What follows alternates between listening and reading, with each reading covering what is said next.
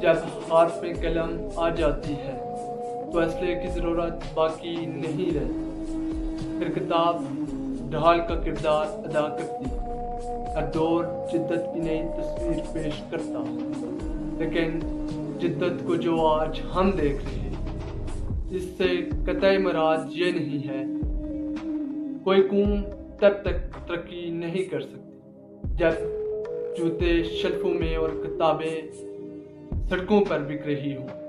جب کسی قوم کی ضرورت آسائشوں میں بدل جاتی ہے اس دن قوم پر زوال شروع ہو جاتا ہے۔